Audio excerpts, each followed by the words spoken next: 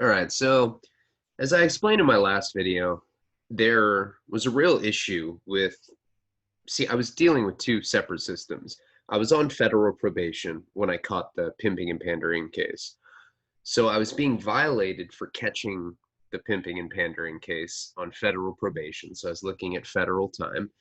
And then, of course, I was looking at a mandatory 3 years in state prison for the pimping and pandering in the state system. Two separate things going on simultaneously. And if I had done the state time first, the feds wouldn't count that. But if I did the feds time first, then the state would count it. Started getting very complicated. My dad had come to see me and he basically, Ryan, look, you don't know law, bud. I'm like, okay, Dad. You know, I was kicking Suboxone. I felt horrible. My mom was crying, and they were telling me that I shouldn't be representing myself. I had these delusions. I was, well, I'm an icon. Well, what do you, dude? I'll have butlers that serve the terms for me, Dad. Like, I was in that kind of fucking psychosis. And, I think seeing my mom, seeing how sad she was, the fact that I was kicking as hard as I was, and I'm in some like isolation tank, and there's like some Sylvester Stallone training that'll periodically be like, "But fuck me, Grandpa." I'm like, all right, you know what? What do I need to do to get out of this hell? Because anything that I did, like, that's what it symbolized for me, getting out of this immediate hell that I was in. So the plan was that my dad retained this high-end attorney down in LA. She wasn't going to represent me as, um, my federal or state attorney, but she was going to quarterback between the two. And then the plan was to have public defenders in federal court and in state court. And I'm like, public defenders? I've always been like some pretentious bitch with like a sweater tied around my fucking neck. I'm like, public defend? My dad's just like, look, that's what, I mean, I'm not going to spend $100K because you've been big pimping out there in Santa Barbara. I was like, oh, yeah, okay. So that was the plan. He was going to retain her. She was essentially going to quarterback. She's going to be the shot caller for the public defender in the Fed, public defender in the state. Now it was all about me changing my plea in the state, getting a public defender, and then hopefully having that quarterback that my dad had on retainer convincing the U.S. Marshals that they needed to come pick me up in Santa Barbara and take me down south to MDCLA so I could start my federal time. And, I was just thinking about, I'd have email in the feds. I'd have MP3 player. It's a two-man cell. I'd be able to call Karina. I could get contact visits, all that. I really wanted to get into federal custody. Plus, there's probably drugs, and I wouldn't have to boof random black objects that could sustain anal injuries like the one that I was currently tending to. So, problem with being in this like front central, this just like skeletal bullpen area, no window, no sense of time, and I was dope sick. And when you're dope sick, time stands still anyway. It's like being on crystal meth or something. You're just have no concept of time. I remember being incredibly sick, and I would have to, you're constipated when you're strung out on heroin or when you're on anything that stimulates the opiate receptors. It makes you constipated. We talked about this. The magic wipe. You look and you're like, no warrants? Throw the piece of toilet paper. You're like, you know what? Fuck you. You just rip your shirt off. You're like, dude, I feel like fucking raging it right now, dude. No shit on the toilet paper. Fuck yeah. Complete opposite when you stop doing it. I mean, every time you fart, it's really impossible to know if that's going to be a full-blown shit or not. And that's a liability, especially in public. Like, it happens all the time. You see some like homeless heroin addict. It's like, has a cane and he's like getting on the bus and he's just like, and you just see like syrupy shit run down the side of his leg. I've never seen that happen. I don't know why I'm going into such detail about something I've never seen. That's fucking weird. I'm a pathological liar. But I have shit my pants several. I mean, come on, listen to me. I've said it before. If you don't have hepatitis C, you're a cop. If you haven't shit your pants, Strung out on heroin? You've never been strung out on heroin. What the fuck? What is this? If you've never been to jail, you're not a real junkie. Even rock stars go to jail for their addictions. Yeah. Yeah. You always hear like, you know, these so-called junkies that have turned their life.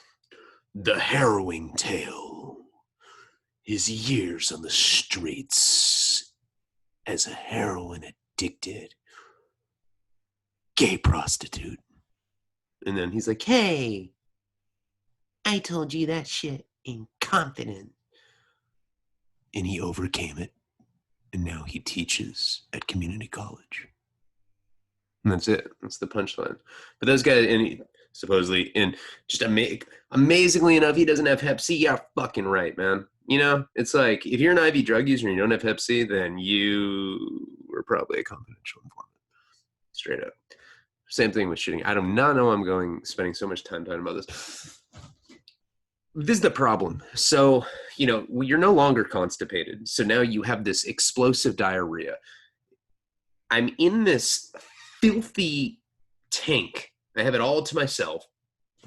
And I have to, you know, I have to use the restroom pretty frequently. There's just this little like, I guess the best, like at certain, like sometimes you go to a bar or restaurant, there's like a metallic urinal. They had that, but they didn't have a toilet where you could actually take a shit. But they had this like metallic bucket thing that you could pee in. Well, listen, I mean, you know, I'm not going to just stand at the bars and be like, excuse me. Oh, hey, officer. Hey, man, do you think I could go number 2? Oh, you'll do it right when I say? Hey, thanks, officer. Yeah, right. That's not how it goes down. You'll be like, hey, man, I got to use the restroom. They'll be like, don't come to jail, you fucking lame. And you're like, okay. Well, what am I supposed to do?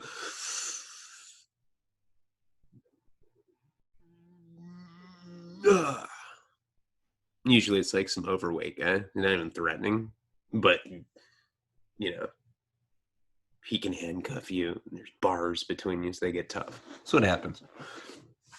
So what started happening is I would take a shit in this metallic urinal thing. And, you know, it's like, I don't even know where I was. This was not like some jurisdiction, not some like normal part of the jail. There'd be like schools having field trips going by there. And I'd just be like, with my pants off, sitting on this urinal and just having explosive diarrhea. And I'd just be like, stay in school. The kids would be like, oh my God, a real life dope fiend. And I'd just be like, yeah, this is what happens when you smoke pot. You're like, oh my God, I knew it. Never doing that.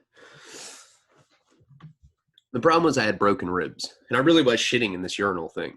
And, you know, my whole thing was like, I don't know, in my delusional I was coming off benzos too, you know, I mean, we like forget to mention that, but I think that's where the hallucinations come from. You don't hallucinate coming off Suboxone, you know, people like see Train Spotting. They're like, but, you know, I saw a baby crawling upside down on the ceiling.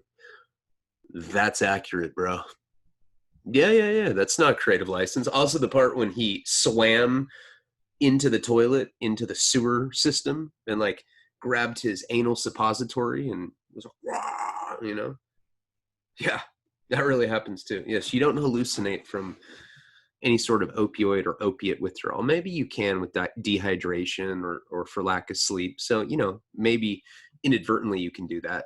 But benzos is comparable to delirium tremens from alcohol, and you can actually get hallucinations from it. But I'd be shitting in this metallic urinal. I have broken ribs, and it's not the kind of just like, you know, you kind of just can squeeze a little bit and you shit out. It's like, you know, it's like thunderous, like, and you're just like, oh, and it like, when you have broken ribs, you can just feel it just reverberates throughout your whole body. And you're like screaming in agony.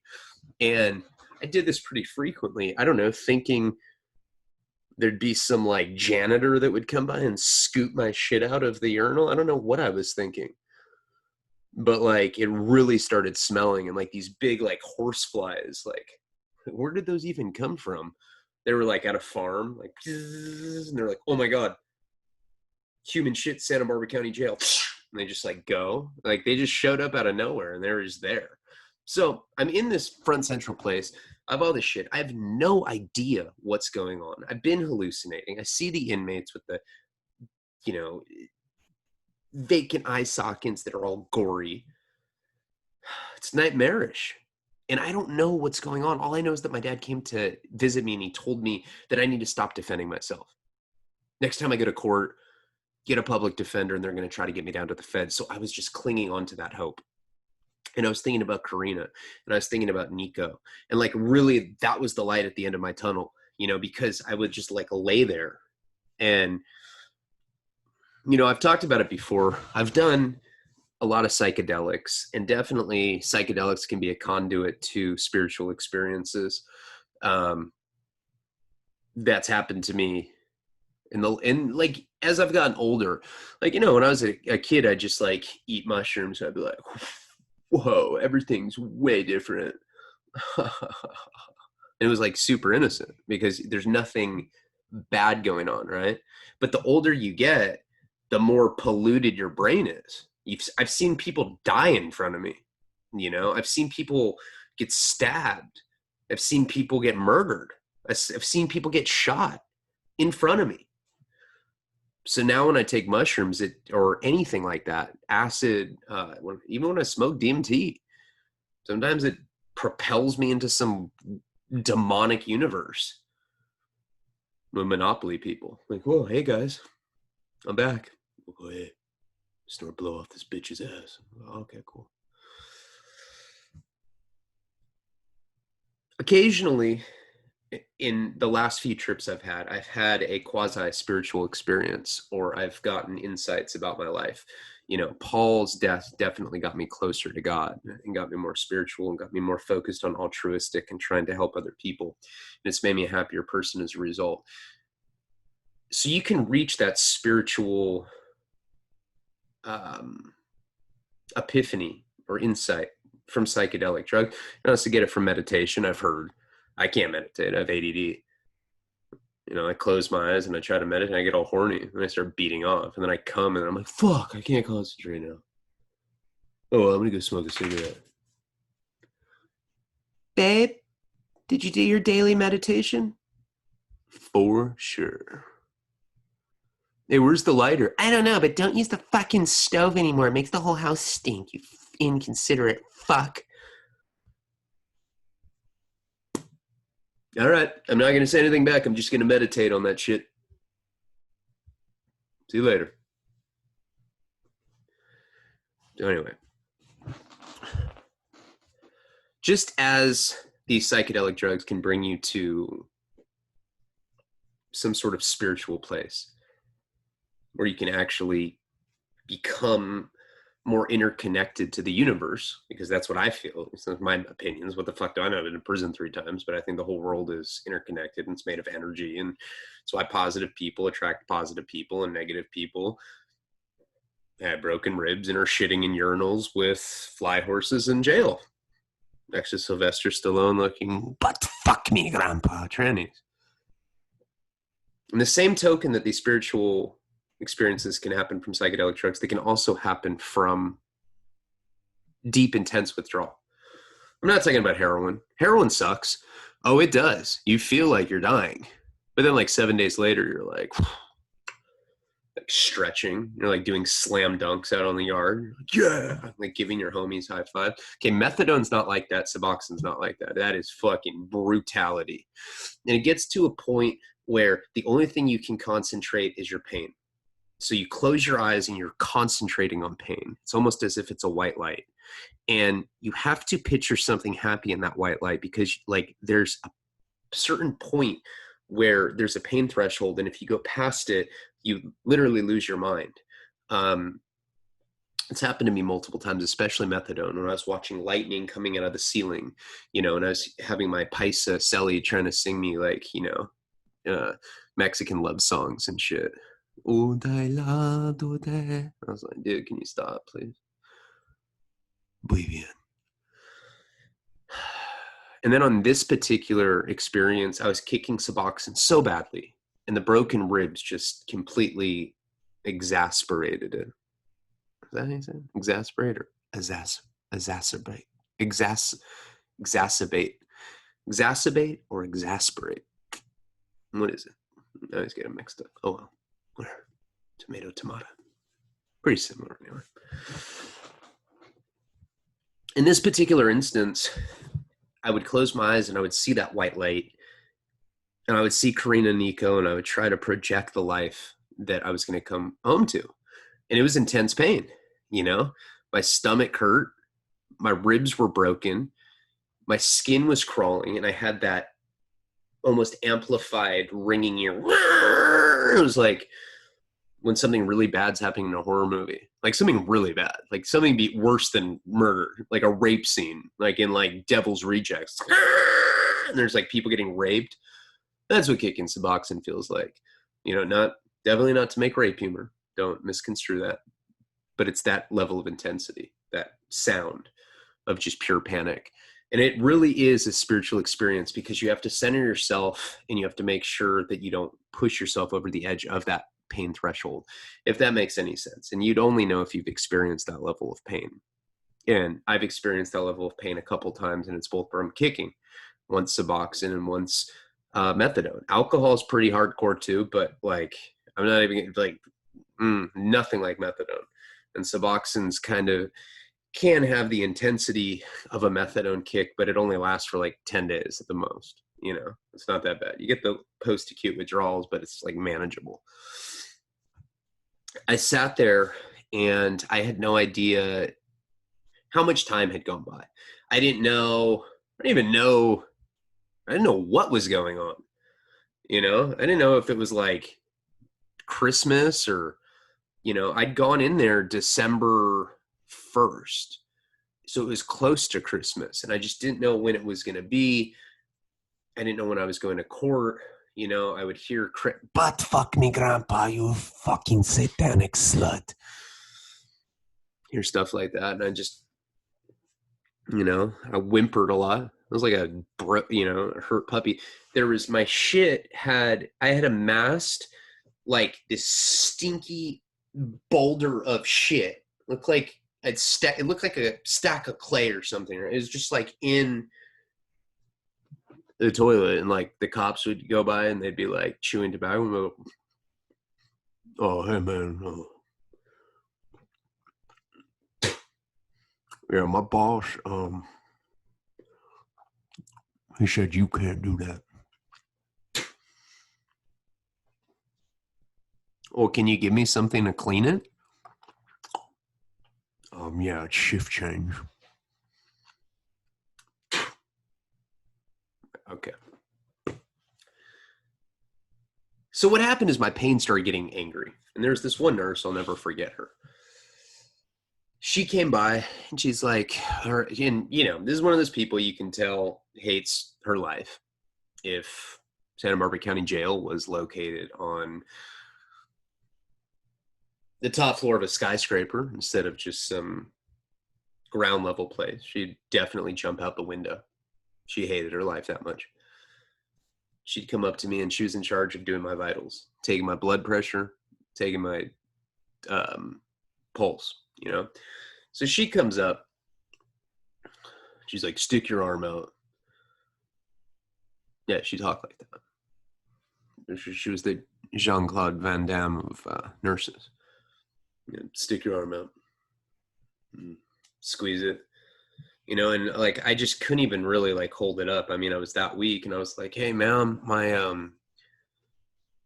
my ribs are broken. Like, you know, I really need you guys to like get me x-rays." And she's like, "Well, that's not our fault. Every time you go to court, you go on Thursday, and that's the day that we do x-rays." I was like, "Well, seems like medical should be a priority over going to court." And she's like, yeah. "And who's the one sitting in the jail cell right now, Mr. Know-It-All?" I was like, "What?" And she's like, "Yeah, who's the one sitting in the jail cell, you loser?" And I like, you know, put my arm back in. I was like, "You don't even know who I am. You obviously don't read the newspaper. I'm a fucking millionaire, bitch." And she's like, I had no money at the time. Maybe my commissary had I got jacked by bush tweakers and I had broken ribs. And she's like, well, you know what? At least I can walk around like a free person. Ha ha, you loser. Fucking loser. I bet your girlfriend's getting fucked right now. You're just sitting here whimpering like a little fucking, she said faggot is what she called me. And she left. I was like, well, that's oh, cool. And I started crying. Because she was right. I was like, that lady's better than me? Mrs. Like, that woman hated herself. You know, she goes home. She greases up a baseball bat and she sticks that shit up her ass over and over again, drinking, what are those? Vermouth, fucking, you know, really nasty alcohol. She's drinking vermouth on the rocks.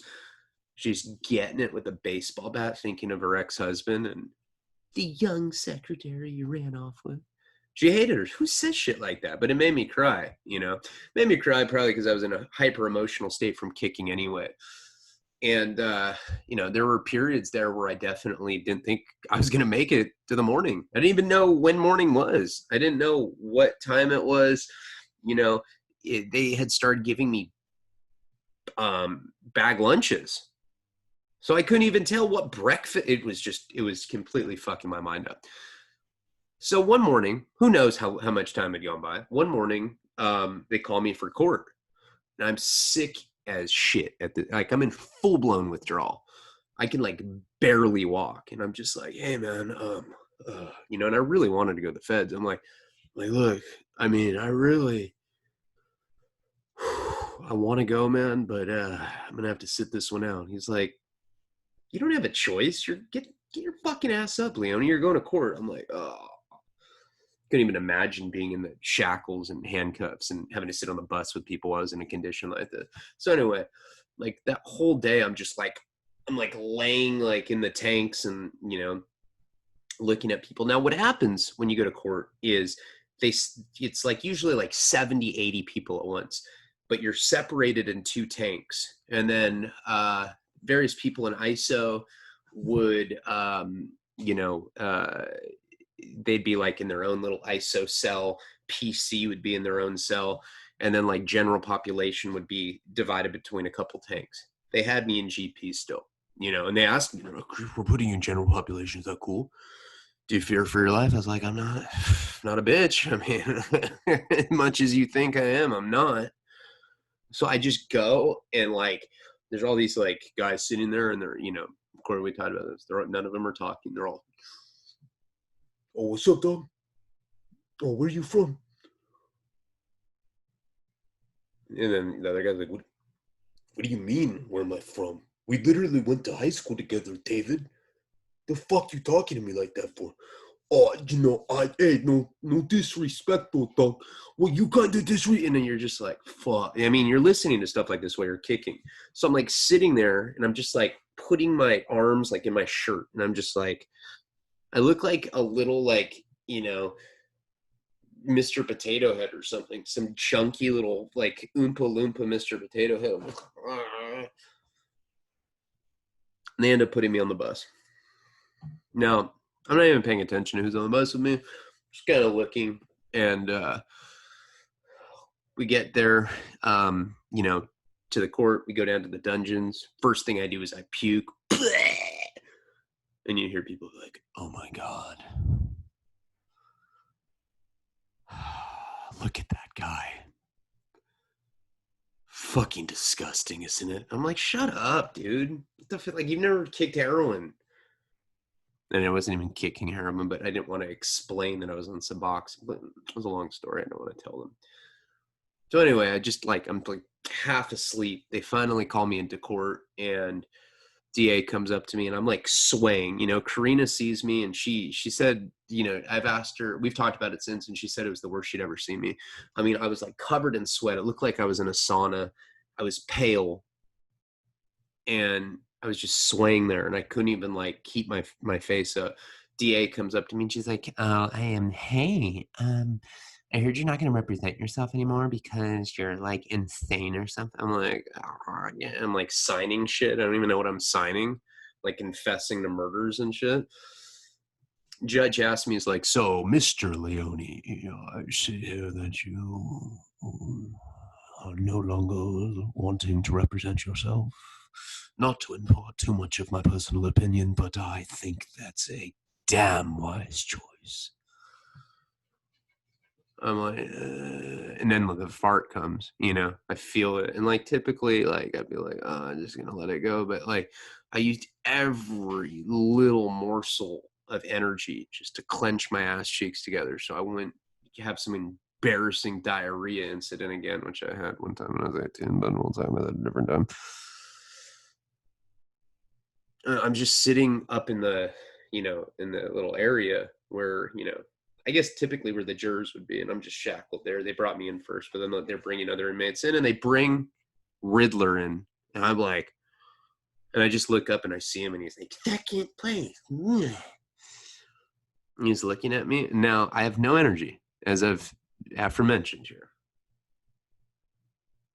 Can you even say it like that? I think aforementioned is just okay. It doesn't matter. As I'd mentioned before, how's that? I look at him and I have no strength whatsoever. I'm like, you're a fucking punk, dude.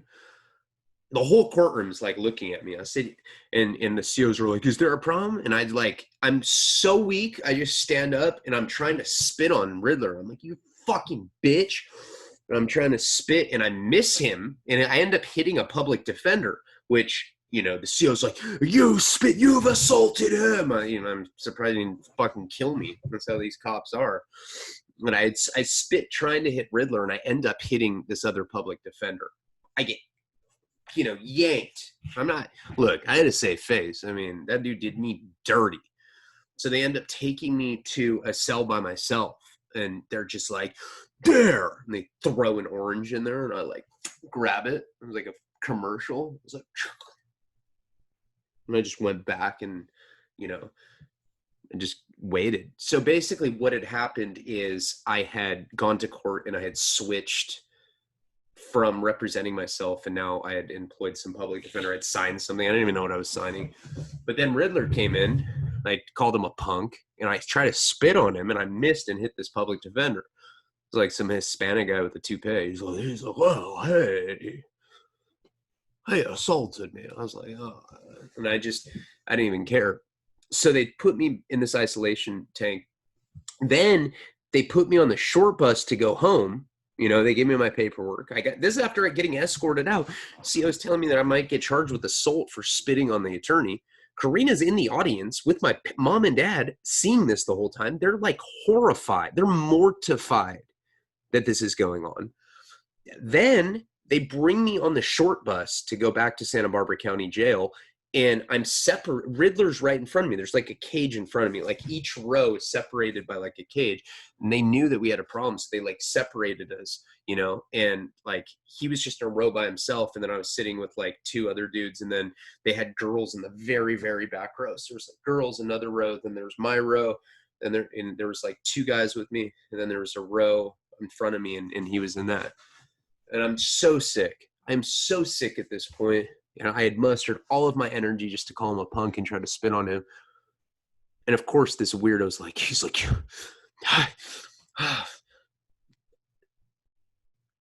you're a piece of shit, but I fucking love you, dog. I'm like, what? He's like,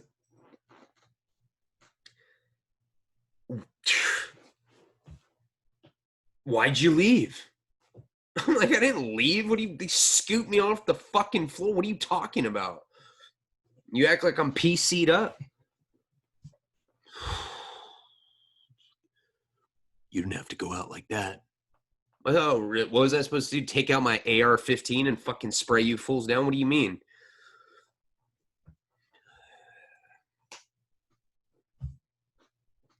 I'm not going to say anymore. I'm just like, dude. And there's this guy sitting next to me, and I literally am so sick, I just like lean on his shoulder. I just like like kind of like go to like sleep. Like I'm so weak that it's just, it's like my body shutting down. Like I don't even have the ability. And he's just like trying to tell me this bullshit. Like, dude, just come back to the unit. Swear to God, we won't beat you up. Like I didn't have a choice, dude. They had me in this isolation shit. Basically I was being punished because of these bitch ass dudes because I wouldn't comment on the incident. So I'm basically they know I'm a victim. So this is what they're doing. I'm in some sort of fucking purgatory where I'm like being disciplined because of these bush dwelling pieces of shit, and me not opening my mouth about them. I was schooled correctly. Oh, shitty me. I just want to give them free commissary, free drugs, and make them work out. God, what a scumbag. Yeah. Jeez. Yeah. Write a little incident report to the big homies. Tell them what you did, you pieces of shit. And I actually knew the guy that had the whole county at the time. Not the county jail. I'm talking about like I knew somebody that was calling it for the entire county, Santa Barbara, Santa Maria, white guy, for all the white guys. He was a good friend of mine. Him and I were like homeless together for like a long time running. This is when I had stabbed the skinhead, that period. Like this guy was my road dog back then. And that guy was like calling the major shots. It was like, I was like, I'm just looking at this guy. I'm like, man, this dude doesn't even know what he has coming. My friend, the guy that had the whole county, definitely was going to side with me. And Riddler's like, well, just come back to the unit. Just come back to the unit, and I pinky fucking promise we won't do anything to you. We miss you, man. We miss you. Whatever, dude. I'm just leaning on this dude's shoulder. We end up getting back to the jail, and they just toss me back into this bullpen. Now, the hallucinations had stopped for the most part until that day. And I remember it specifically because they had come and served me an incident report for spitting on the public defender. And it was just like a court outburst. They're like, whoa, we're taking your, visits again till like 2070 or whatever. And I remember I was just like closing my eyes, laying down, cold, stunk like shit. Now there's this massive boulder. You would think that they'd send someone in to clean it, considering the state that I'm in. But no, county jails do not accommodate you when you're mentally ill or when you're going through withdrawal on that level. They just don't. And it's so cruel. I've heard now that Santa Barbara County is giving Suboxone when you go in there. And I think that that's definitely what they should be doing. But at that point they weren't. And they weren't giving me benzos. And you can die from that withdrawal. It's just, it's so irresponsible. And I think finally we're at a point culturally where people are like, wait a second. Cops are like, well, whoa. They're kind of pieces of shit sometimes, kind of. Oh, let's see what's on Netflix, though. All right. So I was laying down, or like kind of like curled up in a ball, in a full-blown hallucinatory manifestation. I see this Mexican guy, never seen him in my life. He's sitting in the cell. And he's like, he just has this huge grin on his face. He's like, Ryan. And I was like, I'm like opening my eyes. Now I'm opening my eyes where it's like kind of still blurry and I can just see him and I just see this like smile. He's like, Ryan, do you think I would look cool driving a Bentley? And I'm like, I was like, what? Why is there some dude in here? He's not there anymore. I was like, that's what he said. Do you think I would look cool driving a Bentley? I'll never forget that. I was like, oh my God. That was a full-blown hallucination.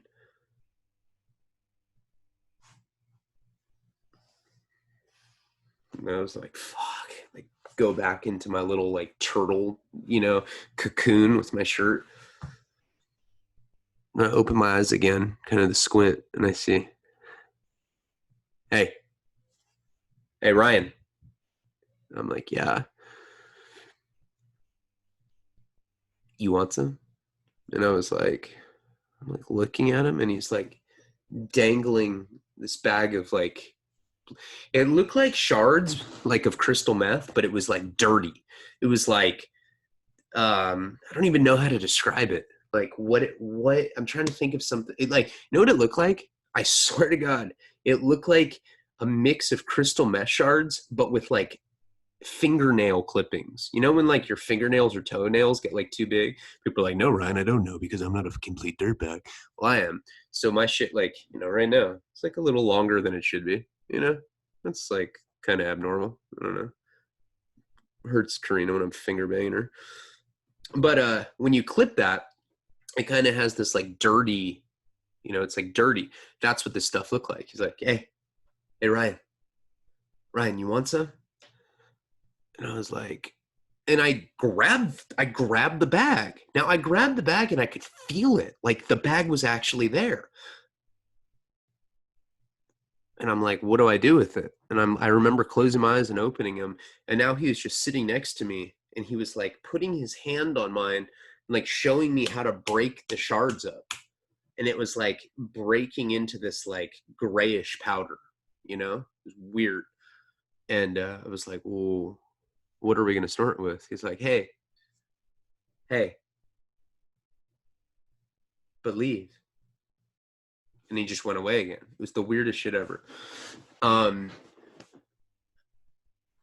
then I was just left, and I looked, and the drugs were still there, whatever it was, the powder.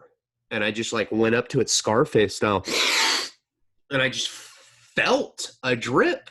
It was the most realistic stuff ever. To this day, I can remember it, and I look back on it as if it was a real memory. Why do I have such vivid hallucinations? The snake ordinance, like that's a true story. Where do these vivid hallucinations come from? I don't know. I have an imagination to begin with, but also I've done a lot of hallucinogenic drugs. And then when I'm in states of psychosis, those hallucinatory imagery that, I've thought up while I'm on psychedelics, I think kind of comes back. That was the only time I saw him. The Bentley thing. Hey, Ryan, want some? The bag of meth or whatever it was.